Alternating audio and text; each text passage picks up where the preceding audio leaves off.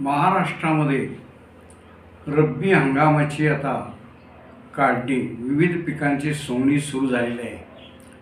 दुर्दैवाने या मार्च महिन्यातल्या तिसऱ्या आठवड्यात 17-18 या तारखेला बऱ्याच ठिकाणी अवकाळी पाऊस येत असून यामुळे शेतीचे नुकसान होत आहे. बऱ्याच देशामध्ये विशेषतः अमेरिकेमध्ये शेतीसाठी जोखीम व्यवस्थापन यासाठी इरमा नावाचा कायदा आहे.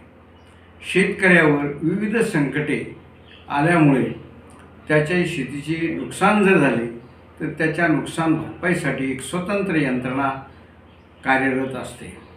आज आपण पाहतो की शेती करताना शेतकरी जेव्हा शेतात जातो त्यावेळेस साप चावला जातो, त्याचा मृत्यू होतो.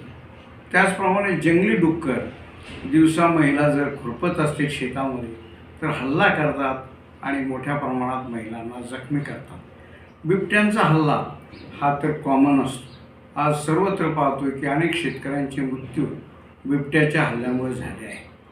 तसेच अतिवृष्टी, गारपीट किंवा दुष्काळ अशा अनेक कारणांनी शेतकऱ्यावर संकटे चालू असतात आणि ह्या संकटांसाठी मुकाबला करणे याला जोखीम व्यवस्थापन म्हणजेच इरमा नावाचा शेतकऱ्यांसाठी कायदा आहे.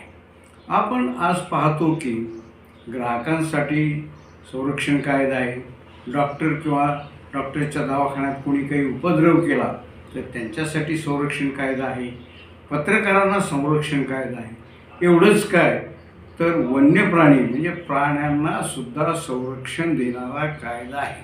मग शेतकऱ्यांमध्ये पावसामध्ये एखादी वीज पडली आणि त्याची गाय जर त्याच्यामध्ये जखमी झाली किंवा मृत झाली तर अशा परिस्थितीमध्ये किंवा अनेक प्रकारची जी संकटं शेतीमध्ये येतात त्यांच्यासाठी जोखीम व्यवस्थापन म्हणजे इरमा नावाचा कायदा ही खरोखर काळाची गरज आहे. यासाठी कृषी क्षेत्रातील अभ्यासू आणि तज्ज्ञ ज्येष्ठ मार्गदर्शक डॉक्टर बुधाजीराव मुळे यांनी एक मसुदा तयार केलेला आहे आणि तो शेतकरी संरक्षण कायद्याच्या याच्यामध्ये एक कलम म्हणून टाकलेला आहे.